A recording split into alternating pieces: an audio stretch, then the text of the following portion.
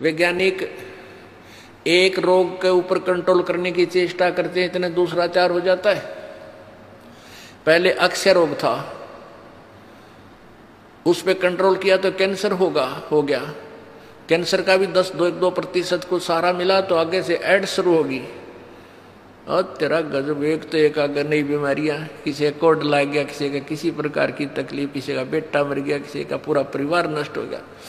अब कलयुग में इसलिए परमात्मा ने कहा था कि मैं अपने बच्चों को कलयुग में संभालूंगा, कि कलयुग में पिछले तो पुण्य आपके पास रहेंगे नहीं, प्रारब्ध में बहुत कम पुण्य आएंगे तुम्हारे हिस्से में और दुख होंगे गणे। और जो पूजाएं तुम उस समय कलयुग में आप कर रहे होगे, जो काल के द्वारा भ्रमित, कोई देवता की, कोई भैरव की, कोई भूत की, कोई पितर की, या काल के द्वारा भेजे गए नकली संतों की, ये 10-12 संत पंथ बना रखे हैं, 15-16 पंथ हैं, और भी ये नए नए पंथ चल गए, इनमें भी आप पूजा कर रहे होगे तो भी आपको लाभ नहीं होगा, क्योंकि आपके पिछले संस्कार नहीं हैं। तो उस समय परमेश्वर ने कहा था कि तो काल ने ये कहा था कि कलयुग में इनको ऐसा कर दूंगा, ये भक्ति के योग नहीं रहेंगे, शराबी, कवाबी, स्वार्थी, निर्लज, ऐसी पिक्चरें बना दी। देखते आप देख लो पश्चिमी देशों में नगन नाच हो रहा है, सरेआम जो घूम रहे हैं जैसे पशु घूमया करे, नंगे, कोई कुर्ते के छोटे छोटे कपड़े पहनकर बहन बेटियां भी सरेआम ऐसे घूम रही है। तो ऐसी निर्लज्जता कर दे। अब ये हमारे समाज में भी घर करने लगी। पहले ओठों पर लिपस्टिक, ये नाखून पॉलिश और उस तरह के लटक मटक, ये पाउडर चटक मटक, ये कोई बहन बेटी हमने करती नहीं देखी। ऐसी वो वैसाएं किया करती थी, उनको घटिया औरतें माना करते थे। और आज देख लो, जब कोई भी पीछे नहीं रही बहन बेटियां, इसी बूंदी पॉलिश लाऊंगी, पूरे नौ न लाल कर लेंगी, मुंह ऐसा बूंदा लाल, देखते बूंदा शक्ल भी ना अच्छी लगे। तो इस तरह की ड्रामाबाजी इस काल ने करवा दी, हमें निर्लज बना दिया। और सरेआम डांस करती हैं ब्याह शादी में, बेटियां नाचे, उड़े बाप नाचे, उड़े बेटी नाचे, उड़े माँ नाचे। अरे थारा गजब, ये वैसा ही नाचा करती थी कि तो बंद कोठों में, आज सरेआम नचा दिए काल ने हमारे को, हम निर्लज हो गए। अब इस समाज को देखो, कल बताया था आपको कि इस शिक्षा का अवगुण घना है, लाभ एक है, और ये लाभ सब अवगुणों को सेट कर देगा। कि अवगुण ये है कि निर्लज्जता, चातुरता, हम एक दूसरे के जो है ना प्रिय नहीं रहे, अपनी चतुरता के कारण काग बन गए। काग क्या करता है कि जैसे कौवा होता है, गधे की चोंच कमर टूटी होती है और उस दुखती उस जख्म को ही दूनी चोंच मार मार कर उससे खाता है। हम इस चतुरता के कारण रिश्वत लेते हैं, किसी का काम नहीं कर अधिकारी, पैसा लेने के लिए उनको 100 ऑब्जेक्शन लगाकर चक्कर कटाते रहते हैं। कोई 2 का 20 बनाते हैं, सब घी में मिलावट, दूध में मिलावट, सब्जी में, हर चीज में मिलावट। कहते हैं ऐसा इंजेक्शन लगाते हैं, बेल का तोरी तड़के इतनी लंबी हो ही पावे। थारा गजब वही, सिर्फ वो बेचन खातिर कि थारा पैसा, तुम्हें पैसा मिल जाए, हुकंड क्रुक। तो ये चतुरता आ गई। अब डॉक्टर लोग देख लो, सभी तो नहीं हुआ करते, लेकिन 80% इतना जुल्म करते हैं। 2 रुपये का 100 रुपये मांग ले, 200 मांग ले, कोई टाल नहीं, 500 मांग ले, 1000 गरीब आदमी से। और भी किसी स्तर में देख लो, आप कोई पीछे नहीं रह रहा। जिसका भी जहां दाव लगता है वो तुरंत डंक मार देता है। जिसके पास कोई मिलावट में रोड करने स्थाना नहीं है, वो तो करेगा कहां से। तो अब इसमें अवगुण तो इतने हो गए, माया माया दिखाई देती, ना भाई दिखता, ना बाण दिखती, ना भगवान दिखाई देता। और गुण इसमें एक है इस शिक्षा में कि हम अपने सदग्रंथों को स्वयं पढ़कर भगवान पहचान लेंगे। और इस भगवान के पहचानने के उपरांत, इस ज्ञान को सुनने के बाद अपने आप ये माया की हवस नष्ट हो जाएगी।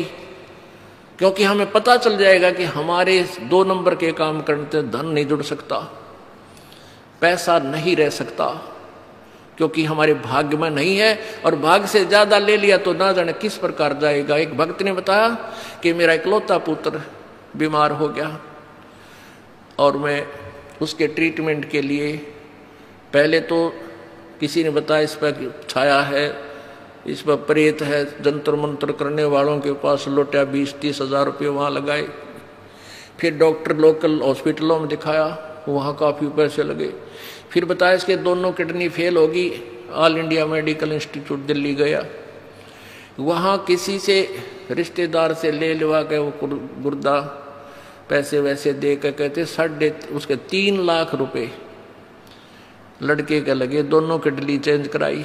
वो किडनी तो सफल होगी, सुख की सांस ली, 3 लाख रुपये लाग गए, और 6 महीने के बाद वो इकलौता पुत्र बस एक्सीडेंट में मर गया। ओ तेरा गजब है, टक्कर मार मार कर रोया। उसने जब ये ज्ञान सुना कि जो तुम 2 नंबर से पैसा इकट्ठा करना चाहते हो तुम्हारे भाग्य में नहीं है, अगर ऐसा इकट्ठा कर भी लोगे तो अगर 2 लाख कर लिया तो 3 लाख रुपए तुम्हारे ना जाने किस कारण से और कहाँ से निकल जाएंगे, और वो पाप रह जाएंगे जो के तो जो आपने फिर भोगने पड़ेंगे। वो पाप यों के यूं रह जाएंगे, पैसा नहीं रहेगा जो तुम्हारे भाग्य में नहीं था, तुमने धक्के से कहीं से इकट्ठा भी कर लिया था। तो उसने फिर अपनी कथा बताई कि जैसे ऐसे मैं बहुत जुल्मी आदमी था, अब आपके ज्ञान से आंखें खुल गई। एक 2 रुपये की रील आया करती 20-30 साल पहले, 35 साल पहले। ये कैसेट होती है टेप की, ये टेप चले थे उस टाइम, और उस पर दूसरी कंपनी जो अच्छी बिकती थी उसकी मोहर लगा देते थे और 2 रुपये के रिफल थोक के वाल आता था तोल के बाद से, और 35 रुपये की बेचा करता हुआ कैसेट। किसी और कोई खराब हो जाती धमका देता था, भाग जा, ओरिजिनल दे रखी थी बनता है। तो आज मेरे साथ ठीक बनी, और थोड़ी सजा है मुझको आपके ज्ञान से पता लग गया, मेरे जैसे दुष्ट को तो और सजा चाहिए थी। तो पुण्यात्माओं, इस ज्ञान से इस माया की हवस को तो खत्म कर देंगे, ये निर्लज्जता भी खत्म हो जाएगी। हमारी बहन बेटियों देख लो यहाँ पर किस प्रकार आती हैं, एक देवी आया करती हैं ऐसे, ना कोई फंड करती, अपना सीधे साधे कपड़े पहन कर जो एक आम सभ्य समाज में होना चाहिए ऐसा इनका व्यवहार हो गया है। और जाके देख लो कितने शहरा में कार्टून बने अंडे हैं लड़कियां। तो पुण्यात्मा इसको सेट कर देंगे, लेकिन ज्ञान इस शिक्षा की आवश्यकता इसलिए थी कि हम अपने सदग्रंथों को समझकर उस भगवान को पहचान लेंगे, ये अति आवश्यक था। तो परमात्मा कबीर जी ने ये शिक्षा अब सार्वजनिक करनी पड़ी। नहीं, पहले केवल एक वर्ग पढ़ता था, एक वर्ग ब्राह्मण, और उस बाकी सब अपना धंधा करते थे, रोटी का जैसा भी धंधा था, कोई पाली जाया करता, कोई भेड़ बकरियां पालता था, उनकी ऊन बेच के गुजारे करते थे, खाते नहीं थे। कोई गायें पालते थे, कोई खेती करते थे, कोई मजदूरी करते थे, अपना ठीक टाइम पास कर रहे थे। ऐसा ही काम हमने चाहिए था, और भगवान की भक्ति साथ चाहिए थी। चाहे कोई आज अफसर है, चाहे गरीब है, अमीर है, मजदूर है, किसान है, चाहे दुकानदार है, अगर वो नेक नीति से काम करे अपना और भगवान की भक्ति करता रहे तो सबका मोक्ष होगा। बुराई छोड़नी पड़ेगी, 2 नंबर का धंधा त्यागना पड़ेगा, और समर्पण भाव से प्रभु के चरणों में आपको लगना पड़ेगा। मोक्ष दूर नहीं है।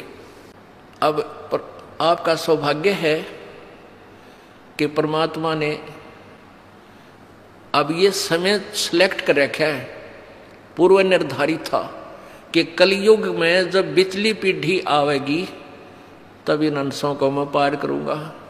प्रथम पीढ़ी में परमात्मा, प्रथम जो पीढ़ी थी, प्रथम चरण में आज से 600 वर्ष पहले कबीर परमेश्वर प्रकट हुए स्वयं, और उन्होंने वो लीलाएं करके दिखाई जो भगवान किया करता है।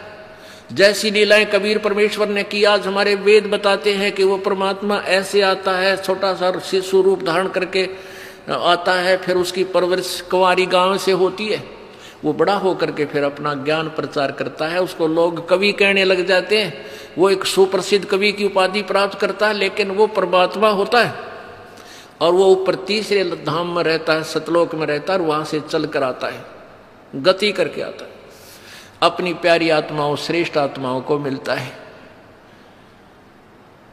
और जो उसकी शरण में आ जाते हैं उनके सर्व रोग, हर तरह के किसी प्रकार की बीमारी है घर में, शरीर में, या कोई और आपत्ति है, कर्म दंड है, उन सब को नाश करके उनको सतभक्ति देता है, सुखी करता है और सतभक्ति करवा के उनको सत्यलोक ले जाता है।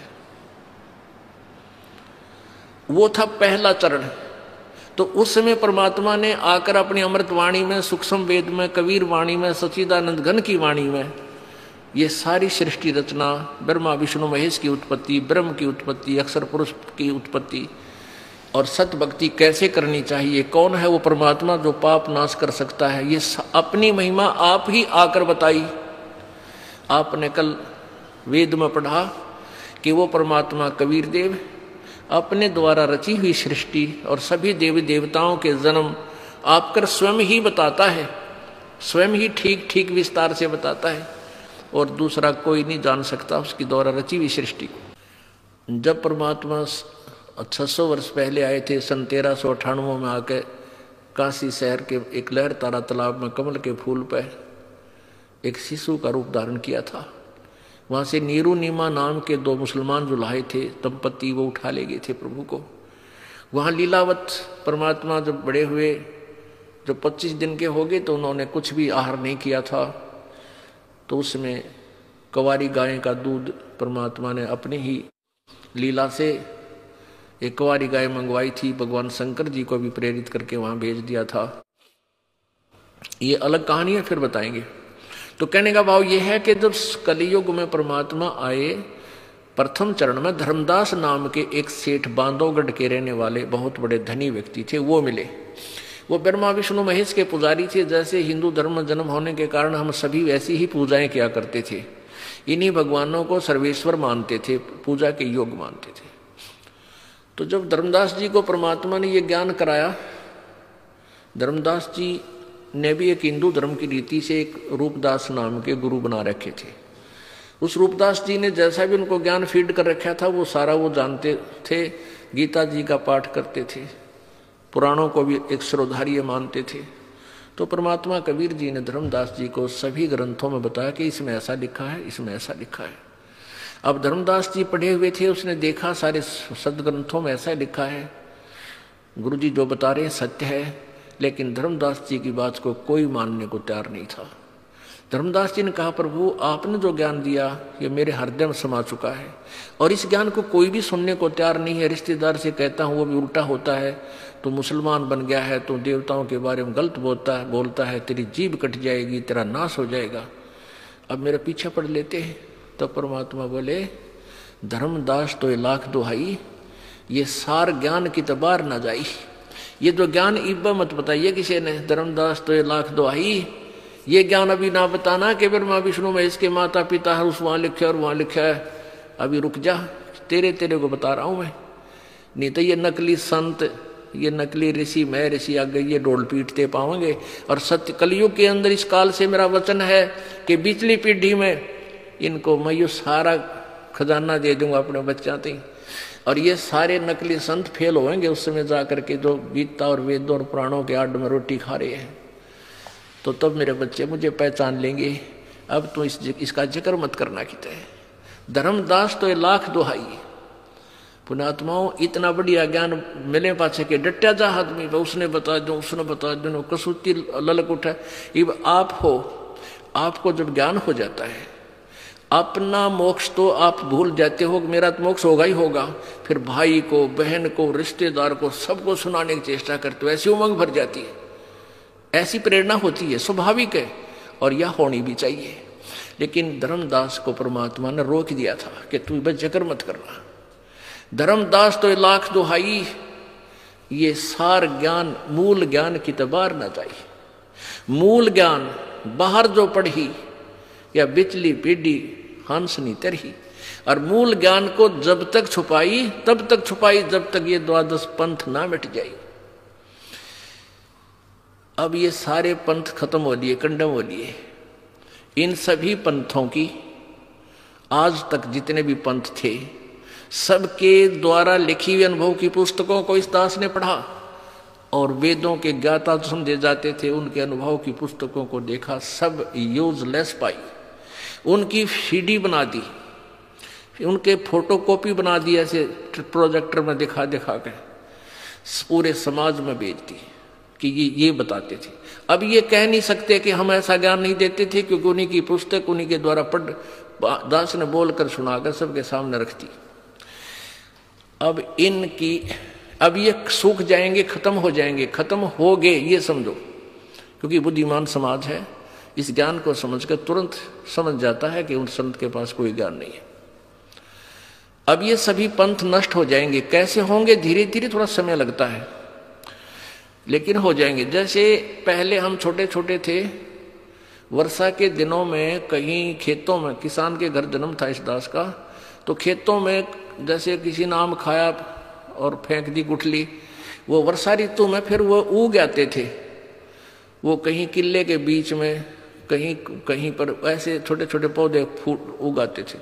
हम उनको वहां से निकाल कर और एक ऐसे स्थान पर लगाते थे जो फिर खेती करते समय डिस्टर्ब ना करें और पौधे भी बन जा, पेड़ भी बने। तो हम वहां से उखाड़ते थे ना, और किसी की नीचे से मिट्टी हट जाती थी, वो जड़, उसकी जड़ें दिख जाती थी, तो यूं कहा करते, तेरा पौधा कोई ना लागे सूखेगा, तेरे पौधे की जड़ राम ने देख ली, तेरे पौधे की जड़ राम ने देख ली, सूखेगा। और वो सूख जाता था, क्योंकि वहां से पाड़ के लांदे फिर दूसरे खेत में ले जाते, इतना वह मट्टी जिसके नहीं होती उतना वह पौधा ठीक नहीं, वो रहती नहीं उसके अंदर वह क्षमता, तो वहां लगाते तो वो सूख जाया करता, एक दिन 2 दिन बाद 2 दिन हरा दिखता, फिर सूख जाता था।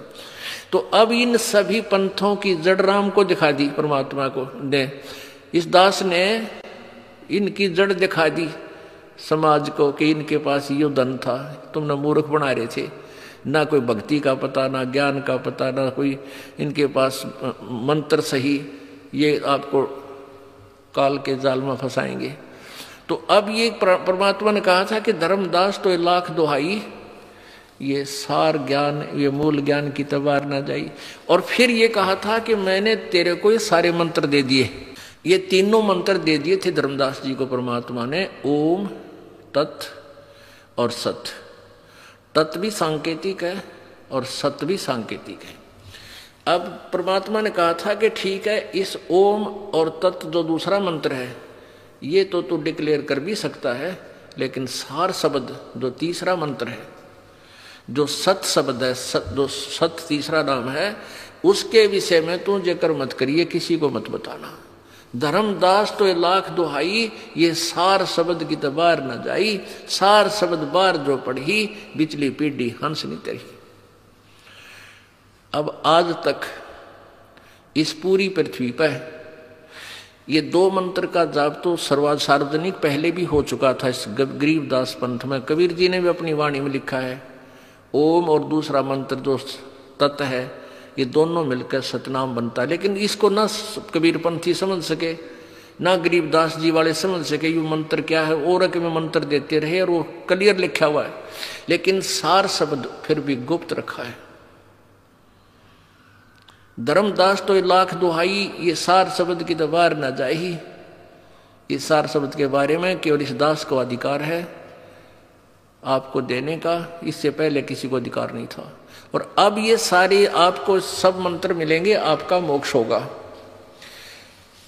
आपका सबसे बड़ा सौभाग्य है कि आपका जन्म इस कलयुग में हो गया, उस चरण में आज बैन उठ गया इस काल का, आप सभी पार होगे, चाहे कोई मजदूर है, चाहे कोई सेठ है, चाहे राष्ट्रपति है। यदि वो सतभक्ति और समर्पण भाव से करेगा तो सभी की जहाज में बैठकर सतलोक जाएंगे। ये ऐसा मंत्र है, आपको दिया जाएगा, ऐसा ज्ञान है। सबसे पहले आपको विकार रहित किया जाएगा, सब बुराई छुटाई जाती है, बीड़ी, शराब, मांस, तम्बाकू, चोरी, चप्पा, ये रिश्वत वगैरह, ये सारी त्यागनी पड़ेंगी। फिर देखना तुम्हारे घर में बरकत, कितना आपको सुख देगा भगवान, आप सोच भी नहीं सकते।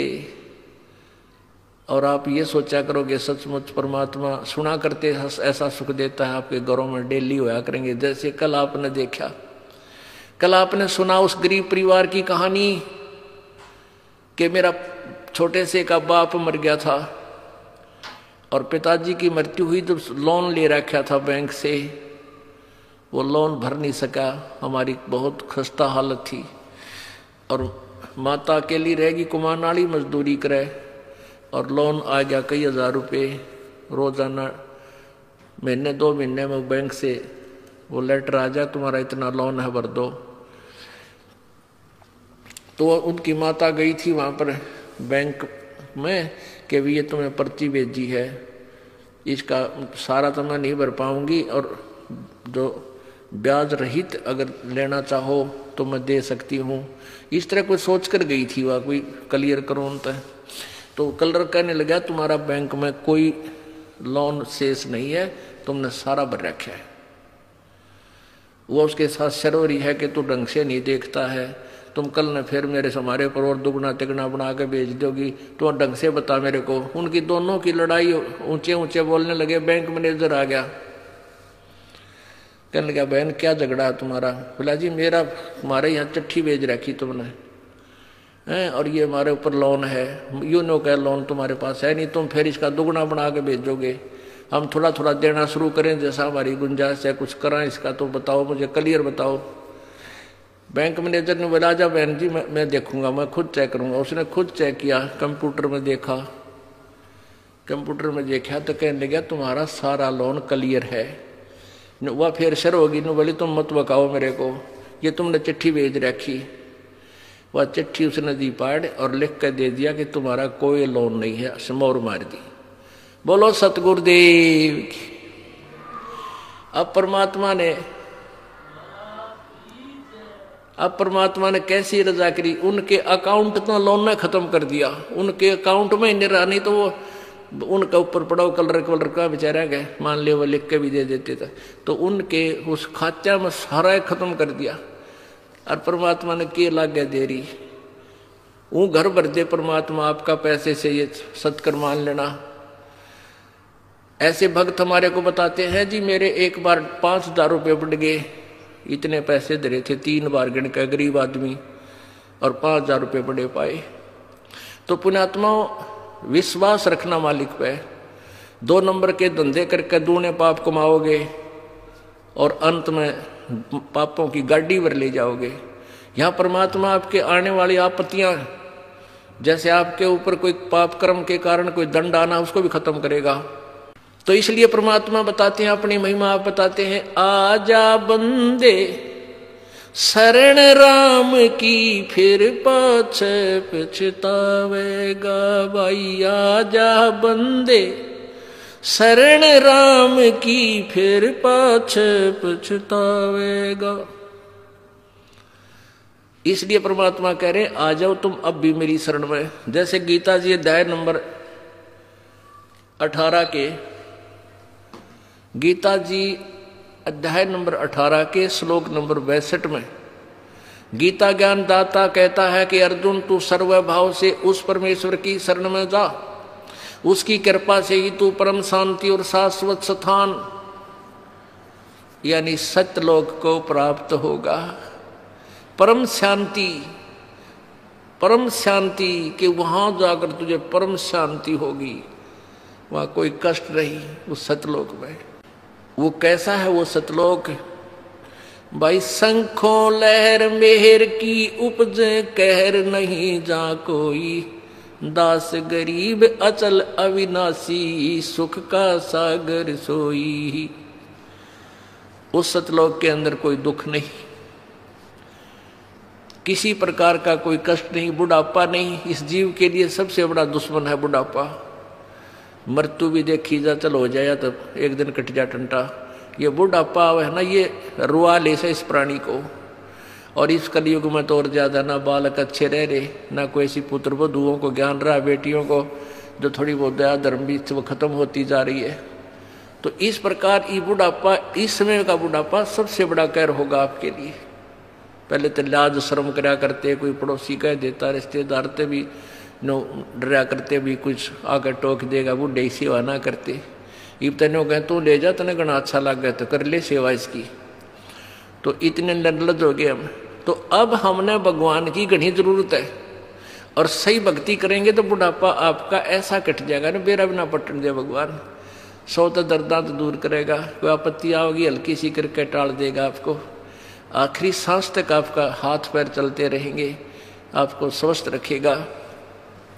तो ये बुढ़ापे वाला कहर भी टल जाएगा और सतलोक भी प्राप्त होगा। और इस मार्ग पर कैसे लगना चाहिए, इस मार्ग पर हमने कितना समर्पण चाहिए, कितनी दृढ़ता चाहिए। बालकों का खेल नहीं है ये। हम एक तो स्वार्थवश लगे रहे, 2-4 काम हो गए, एक कार्य नहीं सरा तो मन में दोष आ जाता है, कोई लाभ नहीं हुआ। हमने टारगेट जो बना रखा होता है, अगर वो हो जाए तो हम समझते हैं भगवान ने ठाठ कर दिए। और हो सकता है जिस उद्देश्य से आप परमात्मा से डिमांड कर रहे हो और वो वस्तु आपके लिए आने वाले समय में आपके लिए हानिकारक हो, तो परमात्मा वो आपको देगा नहीं, वो नहीं देगा यदि आप भगवान से की शरण में हो। और आपको वो नहीं देगा क्योंकि मेरी आत्मा को ही बर्बाद कर देगा, लगे लगाए पौधे को नष्ट करेगा। और आप ये सोच लेते हो परमात्मा ने ये हमें लाभ क्यों नहीं दिया, और आप भगवान से दूर हो जाओगे तो आपका दुर्भाग्य होगा। इसलिए ये रह रह कर ज्ञान दिया जाता है कि आप रोगी हो और ये हॉस्पिटल है जन्म और मृत्यु के रोग को काटने वाला। ये वो दीर्घ रोग है जो ना ब्रह्मा से कट सकता, ब्रह्मा का अपना नहीं कटा। विष्णु जी को भी ये रोग है, ब्रह्मा जी को भी रोग है, विष्णु जी को भी मृत्यु का जन्म मृत्यु का रोग है। इस ब्रह्म को भी जन्म मृत्यु का रोग है, पर ब्रह्म को भी है। केवल एक परम अक्षर ब्रह्म है वो परमात्मा, जो जन्म और मृत्यु के रोग को काट सकता है। और वो ये हॉस्पिटल है बरवाला आश्रम, सतलोक आश्रम बरवाला। यहाँ पर उस दीर्घ रोग का ऑपरेशन होता है। अब सच परमात्मा के दरबार में आप आगे, जैसे आप हॉस्पिटल चले जाते हो, आज हॉस्पिटल में जाके आप डॉक्टर को अपना रोग बता देते हो, डॉक्टर अपनी जांच करके क्लियर कर लेता है कि हाँ आपको ये रोग है, फिर वो आप कहते हो जी ट्रीटमेंट कर दो। तो उसमें डॉक्टर आपका ट्रीटमेंट करता है, आपका जो है इलाज करता है, तो उसमें आपकी सलाह नहीं लेगा। वो अपने हिसाब से आपको इंजेक्शन लगाना है इंजेक्शन लगाएगा ही लगाएगा, ग्लूकोज लगानी है ग्लूकोज लगाएगा। और यदि ऐसी कोई स्थिति आ गई तो आपका ऑपरेशन भी करेगा। हाँ, इतना अवश्य बता देगा कि इसके ऑपरेशन की आवश्यकता पड़ेगी, बोल तरीके सलाह है। यदि आप कहोगे ऑपरेशन नहीं कराता तो जा अपने घर में मर, ऑब्जेक्शन है तो जा, फिर जाते मरेगा। तो ऐसे ही यहाँ आप आगे, और ये दास डॉक्टर है, परमात्मा कबीर जी की पावर से सारा काम होगा। तो आपको जैसा भी कुछ मिले, जैसा भी मालिक रखे, आपको नो ऑब्जेक्शन होना चाहिए। यानी जो रखे तो ही रहूं मेरा के सारा, खाने जाद खरीद हूं गुलाम तुम्हारा। परमात्मा जैसे भी आपको रखे, अब चाहे आपको ये दिखे कि हमारे ये हानि होगी, नहीं, हानि नहीं, ना जाने के बड़ा कहर टाल दिया आपका, आप नहीं सोच सकते, आप बालक हो। एक 2000 10,000 रुपये की हानि में आपका 10 लाख का नुकसान भी टाल देगा परमात्मा। और आप ये सोचोगे कि हमें ये हानि नहीं होनी चाहिए थी, हमने नाम भी ले रखा है, तो ये आपकी गलती है।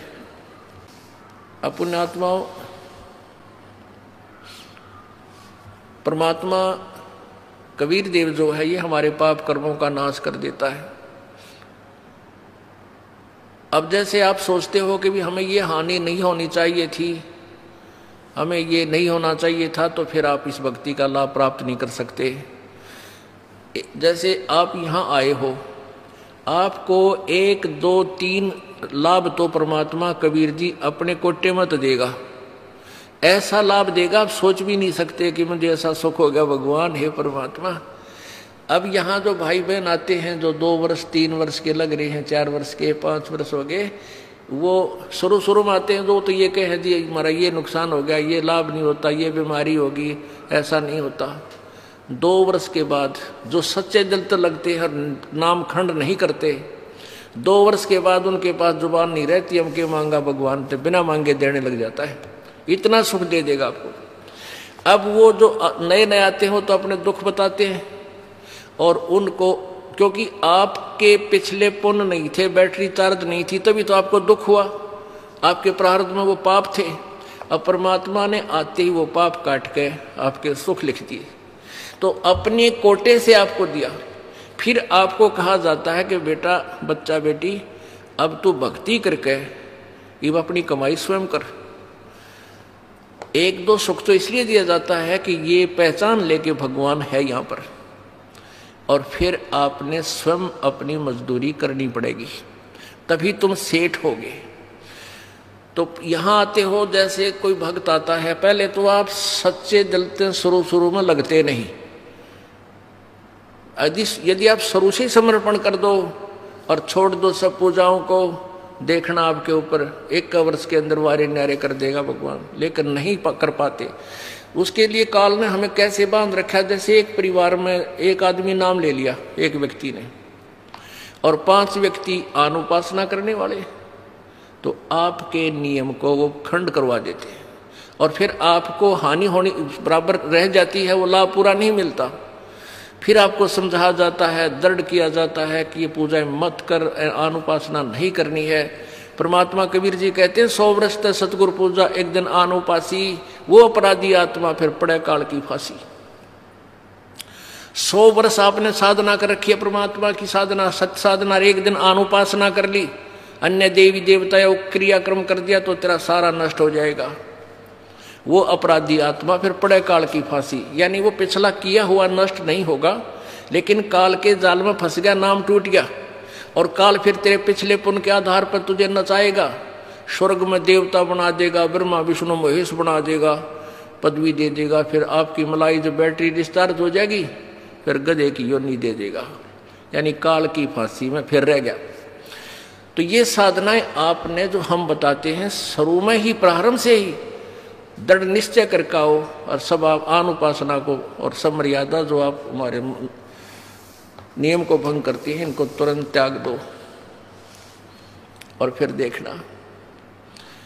अब जैसे कोई भक्त आता है अनजान, जो ज्ञान नहीं समझ रहे, वो कहते हैं जी मेरे को ना 4 महीने हो गए नाम लिए न, मेरे को 10 महीने हो गए और मुझे कोई लाभ नहीं हो पा रहा, मैंने पाठ भी करा दिया, ज्योति भी बोल दी। उसके 2 कारण हो सकते हैं। एक तो ये है कि आपने बीच में कोई नाम खंड किया हुआ है, या आपका नाम खंडित है। जब नाम कनेक्शन कट गया तो पावर आएगी नहीं, तो बिजली नहीं आएगी, तो आपके पंखे चले ना कूलर चले। दूसरा ये कारण हो सकता है कि आप जैसे सर्दियों के मौसम में आपने स्वेटर भी पहन रखी है, जूते भी पहन रखे, और फिर भी आपको सर्दी लग रही है, तो क्या कारण है कि सर्दी घनी है। सर्दी घनी है तो उसका क्या उपाय है कि जर्सी और पहन, और जर्सी से भी सर्दी लग रही है तो कंबल और ले। उसका विकल्प यही है, और तरीका नहीं। अब कोई ये कहे कि मैंने स्वेटर भी पहन रखी और फिर भी सर्दी लगती है, क्या फायदा हुआ, मैं तो स्वेटर निकाल कर फेंक देता हूँ, तो वो बोली बूच होगा होता है। अब आपने नाम ले लिया, आपने जोत भी चढ़ा दी, जोत भी लगवा दी, धर्म पाठ भी करवा दिया, और फिर भी आपके ऊपर थोड़ी बहुत आपत्ति है, तो पाप कर्मों की सर्दी बहुत भयंकर है।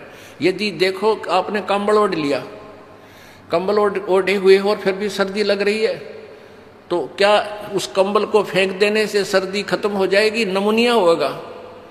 कंबल ने जितना उसकी क्षमता थी उतना प्रोटेक्शन आपका कर रखा है।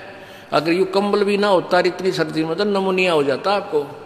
तो ऐसे ही आपके ऊपर पाप कर्मों की सर्दी घनी है, और इतना कुछ धर्म करने के बाद भी थोड़ा बहुत ठूठा कितना हाथ पांव ठंडे हो रहे हैं, तो क्या नाम छोड़ देने से आपको लाभ हो जाएगा? वो नाम रूपी कंबल को फेंक देने से, धर्म रूपी कंबल को फेंक देने से आपको हानि होगी। उसका तरीका है कि और बढ़ा, रजाई ओढ़नी पड़े, रजाई ओढ़, और आग बाल कर सेंकना पड़े तो आग बाल कर, हाथ पैर सेंक के अपना गर्मी प्राप्त कर। तो ऐसे ही इसी तरह धर्म और बढ़ा, पुण्य बढ़ा, पाठ और कर, जोत चढ़ा, जैसे एक टेबलेट ते पेट का दर्द ठीक ना हुआ 2 ले, एक दिन बना हुआ तो लगातार 1-1 महीने भी गोलियां खानी पड़ जाती है जब वो इलाज होगा उसी तरीके से। तो आपका जो ये पाप रूप कर्मी जो कर्म रूपी सर्दी से आप जो परेशान है, इसका यही तरीका है और इसमें आपने पीछे नहीं हटना, आगे को बढ़ना चाहिए। और जिनके ये परमात्मा की खटक लग जाती है उनकी क्या स्थिति होती है। लागी का मार्ग और है लगे चोट काल जा करके, लगे चोट काल जा करके, लगे चोट काल जा करके ला।